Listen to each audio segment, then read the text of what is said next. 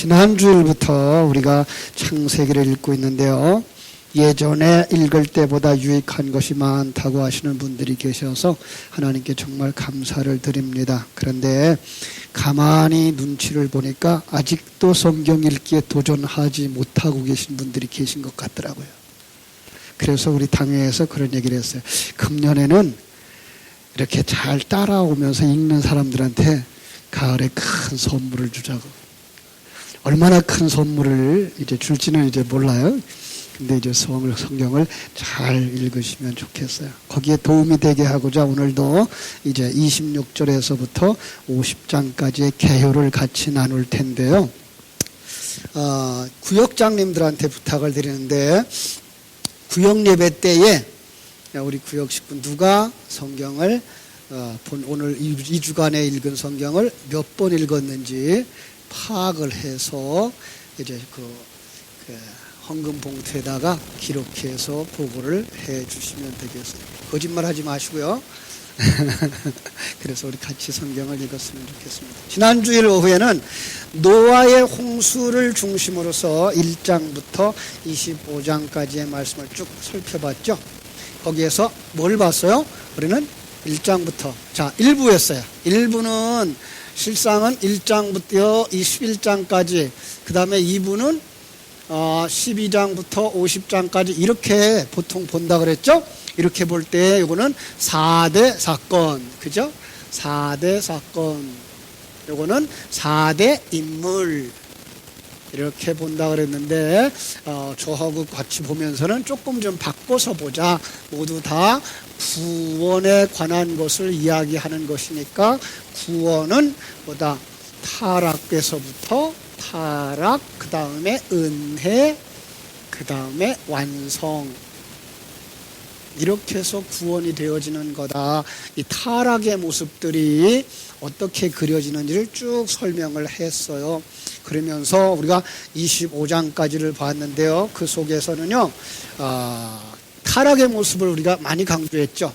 타락의 모습이 1장 2절과 같이 혼돈되고 공허하고 흑암이 깊음 위에 있는 상태. 3장에서는 어떤 상태죠? 3장에서는 타락, 선악과 먹고 타락하는 문제. 4장에서는 살인하는 문제. 또 6장에서는 간음이죠. 간음하는 문제. 그 다음에 11장에서는 바벨탑을 쌓고 우상 숭배하는 모습. 이게 바로 타락의 모습이다. 이렇게 말씀을 나누면서 우리가 한 단락 살펴봤어요. 이제는 우리가 조금 더 아브라함으로부터 시작되어지는 인물을 조금 오늘 같이 설명을 하려고 그래요. 4대 인물은 누구였죠? 우리가 아는 대로 아브라함, 이삭, 야곱, 그리고 요셉, 이렇게 나오죠. 이게 이제 4대 인물인데요. 이 4대 인물을 통해서 오늘도 어떻게 구원이 설명되어지는가를 보려고 해요. 그런데 아브라함의 이야기를 조금 더 하고 들어가야 돼요. 왜냐하면 이 4대 인물의 전체 흐름을 이야기하려면 이야기할 수밖에 없어요. 자, 아브라함의 이야기는 어디서부터 나올까요?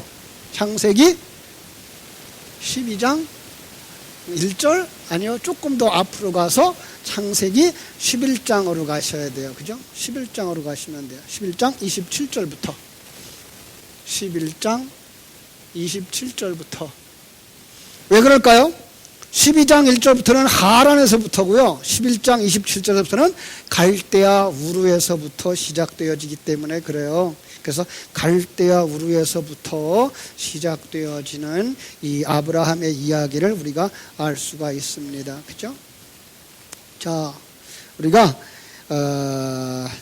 쭉 그 이야기를 하기 전에 우상 숭배하는 그들의 모습을 12장 앞에 11장에서 어떤 그림으로 그렸을까요? 11장 그러면 뭐가 생각나요? 11이 생각나죠? 그죠? 뭐 같이 생겼죠? 바벨탑 같이 생겼죠? 그죠? 11장은 바벨탑부터 시작해요. 그죠? 자, 바벨탑이 어떤 이야기를 하는가 한번 11장으로 가서 보고 갈게요. 읽으셨던 분이니까 쉽게 볼 수 있을 거예요. 11장 3절, 4절 볼게요. 자, 3절, 4절. 벽돌을 만들어 견고히 굽자 하고 이에 벽돌로 돌을 대신하며 역청으로 진흙을 대신하고 또 말하되 자 성읍과 탑을 건설하여 그 탑 꼭대기를 하늘에 닿게 하여 우리 이름을 내고 온 지면에 흩어짐을 면하자. 예. 하나님은 집을 지을 때 어떤 돌로 지으라고 그랬을까요? 집 지을 때 예? 어떤 돌? 사람이 다듬지 아니한 돌. 예. 성전을 지을 때나 제단을 지을 때나 항상 돌로 지으라 그래요. 근데 그 돌도 사람이 손대지 아니한, 인공이 가미되어지지 아니한 있는 그대로의 돌이에요. 자, 그런데요, 그 돌은 신약으로 넘어오면은 어떤 돌로 나오는가 하면 모퉁이 돌로 나와요. 자, 이 모퉁이 돌에 대해서 이야기를 하면서요, 사도행전 4장 11절에서 답을 주는데 뭐라고 말하는가 하면 이 예수는 너희 건축자들이 버린 돌로서 집 모퉁이의 머릿돌이 되었느니라 이렇게 나와요. 자, 건축자들이 왜 버렸을까요? 건축자들이 뭘 지으려고 그럴까요? 건축자들이 집을 지어요. 어떤 집? 성전? 내 집. 내 집이에요. 내 집을 지으려고 하는 그들 속에서 하나님은 그들을 하나님이 주신 돌은 그들이 사용하지를 않아요. 그래서 그들은 뭐예요? 벽돌을 구워서 돌을 대신하고 역청으로다가 진흙을 대신해요. 그러니까 하나님이 주신 돌 대신에 내가 인간이 만들어 온 어떤 것들로 내 집을 짓고 싶어 하고 하나님이 주시는 그 진흙 대신에 이 역청으로다가 그 돌과 돌을 쌓고 싶어 하는 거예요. 그런데 재미나요. 이 역청이라는 것과 돌이라는 말을 찾아보면요, 진흙은 호메르라는 단어로 시작하고요, 역청은 헤마르라는 단어인데요, 이 단어의 뿌리가 같아요. 그런데 놀랍게도 단어 해석에 찾아 들어가보면 거기에 숨겨져 있는 단어가 하나가 있는데 이 진흙이라는 단어 속에는 접합하다라는 단어가 들어가 있어요. 제가 그 단어들을 잘 보시라고 가끔 그러죠. 그 혈루증 여인이 예수님의 뒤에 와서 옷가에 손을 대죠. 어떻게 됐을까요? 그렇게 가만히 이렇게. 아마 그랬을 거예요. 그런데 단어는 어떤 단어를 갖다 썼는가 하면 아교풀로 딱 붙여버렸다예요. 그럼 하나님은요, 이렇게 성경 속에다 단어 하나에도 놀라운 걸 갖다 딱 붙여놔요. 그래서 우리가 성경 속에 있는 단어들, 의미들을 생각하면 이게 바로 하나님과 내가 한 몸 되어진 상태구나. 그래서 뭐예요? 내 부정함이, 이 혈루증 여인의 부정함이 예수님께로 가지고 예수님의 그 성결함이 이 여인에게로 돌아가서 이 여인이 살아나는 그림을 그려내는 거죠. 바로 여기도 마찬가지예요. 하나님은 모퉁이 돌로 누구를 주셨다? 예수를 주시는 거예요. 그죠? 모퉁이 돌. 자, 모퉁이 돌은 어떤 거라 그랬어요? 우리가 말하는 주춧돌이 아니고 더 큰 개념은 모든 집은 이런 돌로만 짓는다가 이게가 모퉁이 돌이에요. 어떤 돌? 이게 예수예요. 그러니까 내 집은 예수로만 짓는다? 그런데 다음 예수가 들어와요. 그러면 이 다음 예수와 본 예수가 뭘로? 진흙으로 완전히 찰떡 붙여버리는 거예요. 자, 예수가 뭐예요? 구원자라고만 알고 있죠? 우리는 뭐예요? 진리를 담은 그릇이에요.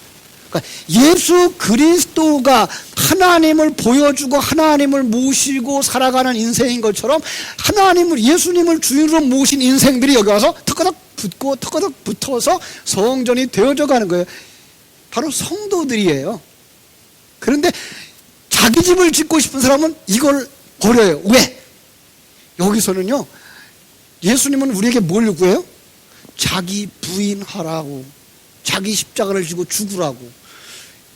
건축자들은요, 내가 높이 올라가서 내가 높은 집을 짓고 싶은 거죠. 우상숭배예요. 거기서부터 하나님이 그런 무리들 가운데에서 누구를 불러내요? 11장 누구? 아브라함을 불러내는 거죠. 그래서 아브라함의 시작이 우상숭배자예요. 우상숭배자에서 나와요. 그래서 우상숭배자에서부터 나와서 이제 하나님의 아들이 되는 과정을 쭉 그려내는 거예요. 그리고 그 과정 속에서 우리가 12장에서 보면 12장 3절에 이미 가나안 땅에 들어가요. 그런데 들어간 그 짧은 그림을 펼쳐주면 그가 이 땅에서 시험을 당하고 타락하고 하나님의 은혜로 일어나고 그리고 이스마엘도 낳고 그리고 이삭도 낳는 것까지 가요. 그 그림 속에는 뭐가 들어가 있는가 하면 여러분과 나의 옛사람의 모습이 그대로 거기에 반영되고 있는 거예요. 내 마음대로 하고 싶고 내가 노력함으로 뭔가 이루고 싶은 그 욕망을 하나님이 푹푹 꺾어내는 그 실패의 사건도 있는 거예요. 내가 이 세상에서 저 사람하고 하나 되어져서 세력으로 삼고 싶다. 그게가 아내를 바로에게 시집 보내는 사건인 거예요. 그러니까 성경 속에 아브라함과 사라는 한 몸으로 보시면 안 돼요. 근데 그 한 몸이 어떻게 생각을 하냐면 내가 저 사람과 하나 되어져서 저 사람 걸 내 걸로 삼고 싶다. 그러면 그에게로 시집가는 그림으로 그려지는 거예요. 그러니까 성경 속에서 시집을 그 연애하거나 결혼하는 건 뭐예요? 그와 하나 되어지는 거예요. 하나님은요 아니야라고 말하죠. 아니야라고. 그리고 하나님의 사람이 이기는 그림을 자꾸만 그려줘요. 자, 그래서 몇 살에 이삭을 낳아요?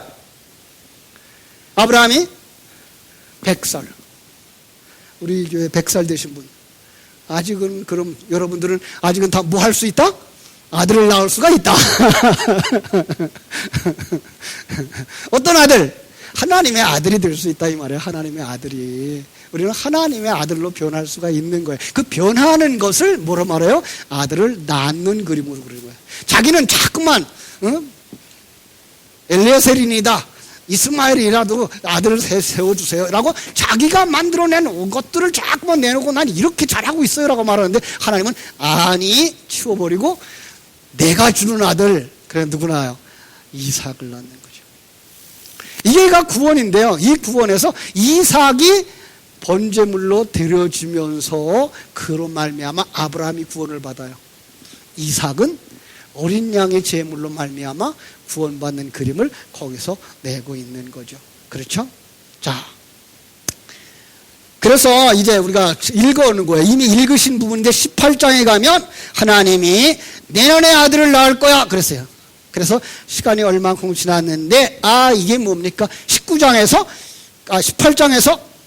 어떻게 되는지 볼래요? 20장 19장에서는 너가 아들이 되지 않으면 어떻게 되는지 보여줄게. 그리고 소돔과 고모라를 보여준 다음에 20장에서 딱 이 사람 또 넘어져요. 그 넘어진 사건 속에는요 아주 무서운 이야기가 들어가 있어요. 내년에 낳을 거예요. 그리고 그 중간쯤 갔으면 임신이 되어졌겠죠. 그죠? 임신된 여자를 어디다 보내요? 아비멜렉에게 시집 보내요. 이런 남자는 없어요. 그러니까 이건 누구 얘기하고 있는 거예요? 여러분과 내 얘기하고 있는 거예요. 여러분과 내가 아들을 가졌어요. 누구? 예수 그리스도를. 그런데 우리의 마음이 어디로 가요? 세상으로 또 가는 거예요. 이 모습인 거예요. 내가 하나님의 아들을 가졌으면 아들의 나라로 가야 되고 하나님의 그 생명을 생각하면서 살아야 되는데 우리는 세상을 또 사랑한다고요. 세상과 또 견주고요. 비교하고요. 그게 뭐예요? 이스마엘한테 사라를 시집 보내는 아브라함의 모습이라고. 하나님이 딱 막아버리죠. 예, 하나님은 막아요. 우리의 가는 길을. 그거 내버려두면 어디로 갈까요? 지옥으로 가는 거죠. 하나님이 딱 막아요. 그죠? 그리고 기다려요. 그래서 21장에서 마침내 아들을 낳고 그리고 이스마엘을 쫓아내고 그러자 아비멜렉이 아브라함의 신앙을 인정하고 동맹을 맺으러 오는 것이 바로 21장인 거예요.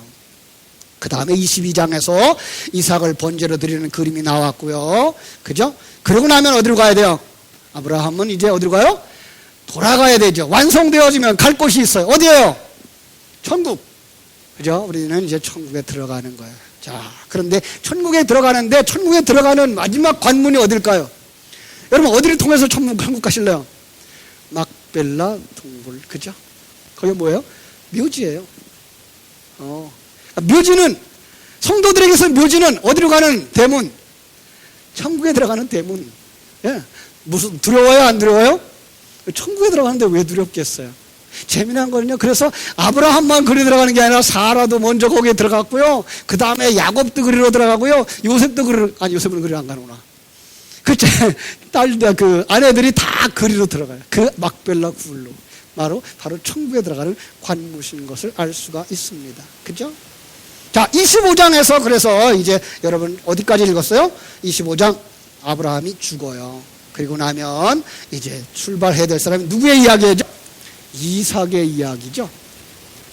자, 이삭의 이야기 속에도 이 타락과 그리고 은혜와 완성의 그림이 그려져야 되겠죠.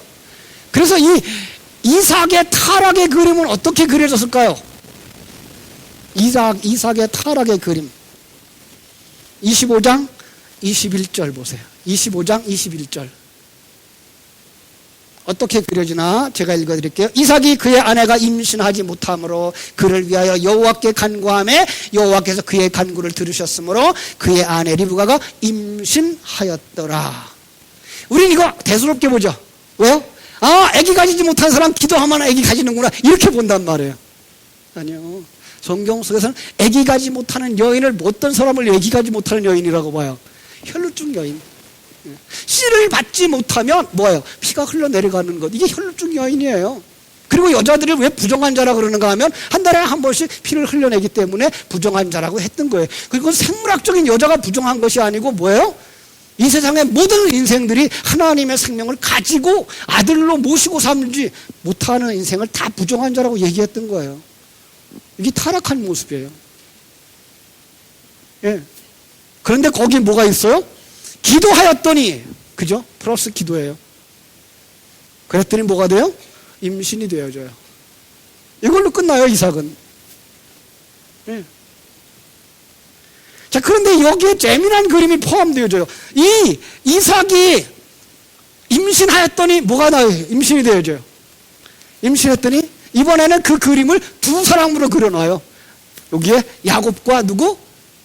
에서가 나오죠. 요렇게 임신이 되어져요. 여기서 이제 또 하나 구원자와 택함받은 자와 택함받지 못한 자의 이야기로 딱 나눠지죠. 성경의 관심은 에서한테 있질 않아요. 하나님의 택함받은 야곱에게 있어요. 그래서 에서는요, 누가 복을 받은 사람이에요? 이 세상에서는? 에서가 복을 받았어요? 야곱이 복을 받았을까요? 에서가 재산이 무지무지 늘어났어요. 아브라함보다 더 많이 늘어났어요. 야곱은요? 재산이 없어요. 야곱은 뭐만 있어요? 아들만 있어요. 아들. 몇이에요, 아들이? 12이에요. 이게 아들의 숫자라 그랬죠? 예. 그런데 이 야곱의 이야기를 이제 쭉 긁어 나가요. 야곱이 이제 그 하나님의 언약을 가진 예수의 모습과 또 구원받아야 되는 인간의 모습을 같이 가지고 나와요. 그래서 그 야곱이 이 12아들을 낳기 전에 어디로 내려가죠? 라반의 땅 집으로 가죠. 외삼촌 라반의 집으로 가요. 거기를 세상이라고 이렇게 우리에게 가르쳐 줘요.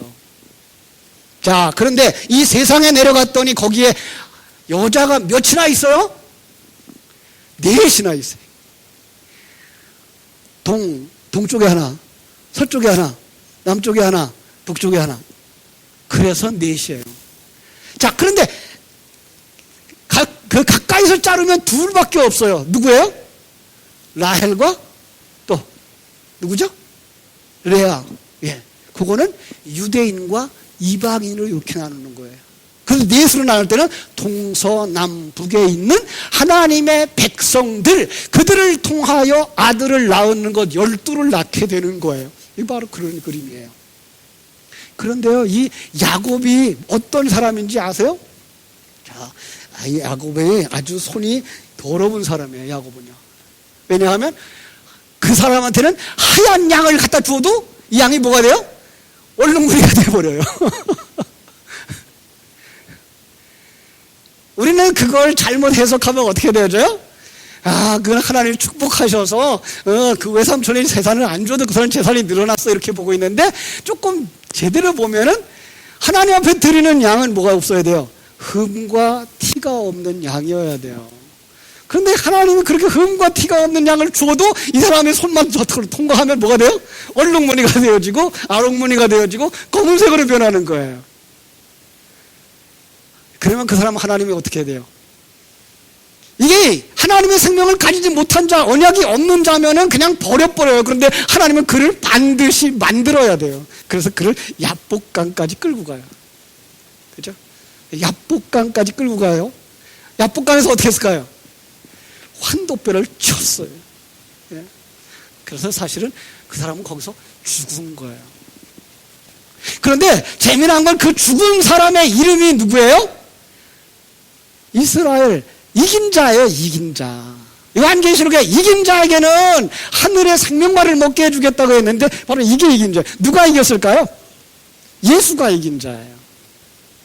예수가 그를 쳐서 죽이고 그 안에서 생명을 주고 살아가는 자, 그게 이긴 자예요. 예. 우리는 이 세상과 싸워 이기고 마귀와 싸워서 이기는 정도가 아니라 나는 그 속에서 다 내려놓고 예수님 앞에 항복한 자, 이 사람이 이긴 자예요. 그래서 재미난 그림은 이 야곱은 그때부터 뭐를 들고 의지하고 살아요? 지팡이. 그 지팡이가 뭘 상징해요? 주의 말씀은 내 발의 등이요 지팡이에요. 예. 그 사람 그때부터 뭐만 의지하고 살아요? 말씀 의지하면서 사는 거예요. 마지막에 가서 나중에 이 12아들을 축복할 때도 그런 지팡이 잡고 축복한다고요. 그러니까 말씀으로 축복하는 거예요. 이 사람은 그때부터 말씀의 사람이 되어주는 거예요. 이제 말씀의 사람이 되어졌으면 곧바로 어디로 가야 될까요? 약속의 땅. 야곱의 약속의 땅은 어디예요? 베델. 그런데 베델로 안 올라가 버려요. 그리고 또 어디로 가요? 또 어디로 가요? 예? 세겜으로 내려가요. 여기서 세겜의 마음을 쏟고 있는 야곱의 모습을 그 딸 디나로 묘사하고 있는 거예요. 예. 그래가지고 그 세상에 대해서 호기심을 가지고 접근하자 뭐가 돼버려요? 세상에게 잡아먹히는 거죠. 그게 이 딸의 강건 사건이죠. 그죠? 그게 세상에 먹힌 거예요. 지금도 우리가 곁눈질하면 누가 우리를 삼켜요?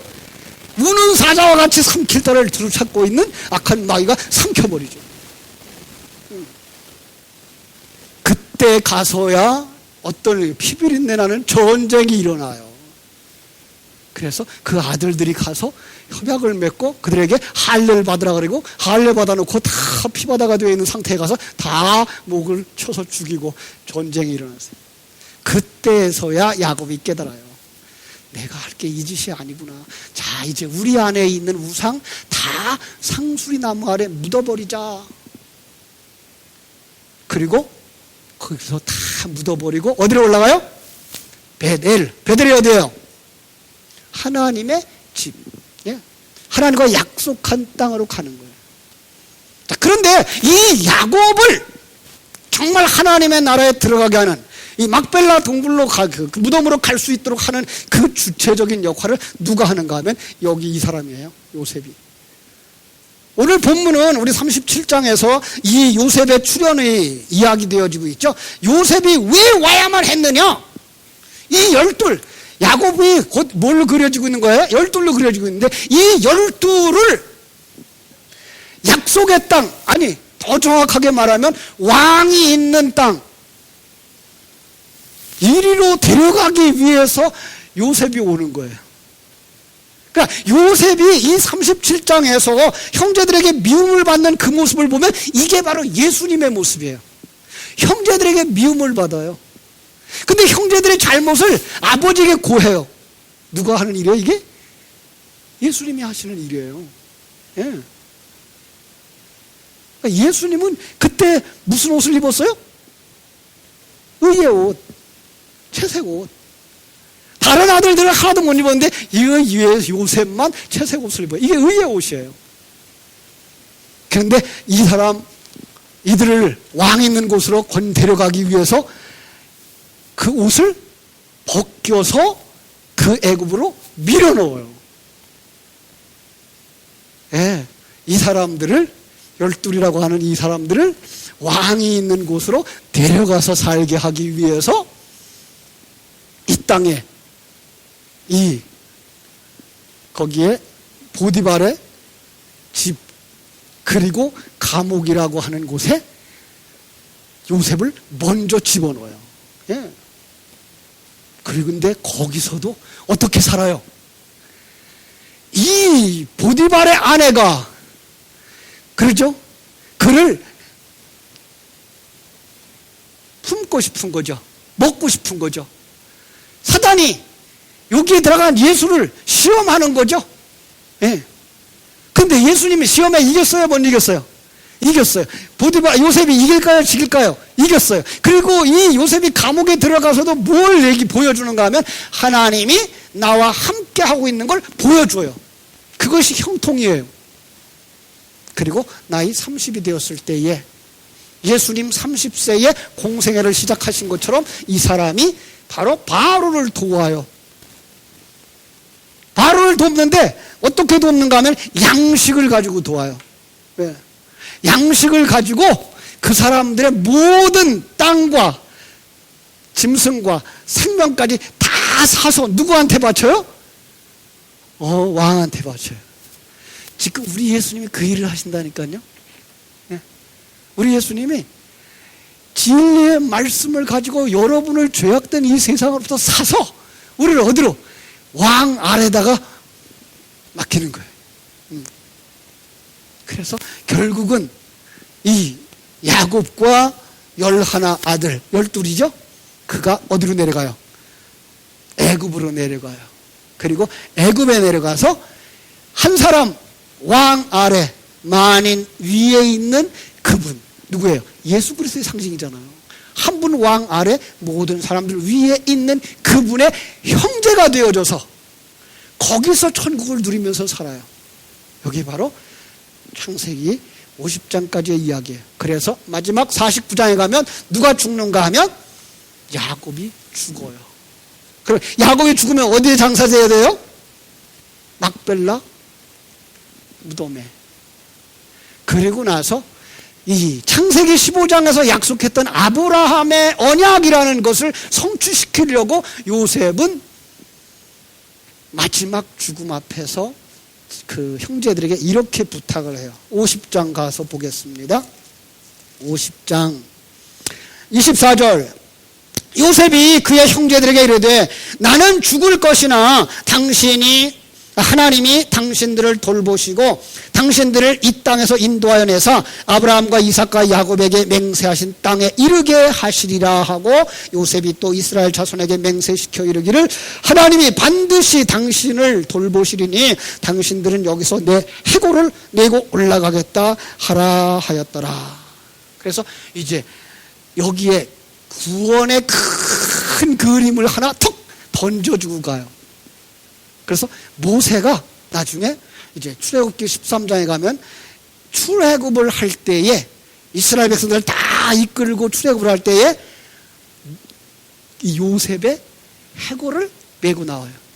그러니까 출애굽의 모든 과정이 요셉의 죽음과 장례 속에 들어가요. 그래서 여호수아 24장 24절인가 25절인가요? 한번 봅시다. 마지막 여호수아 24장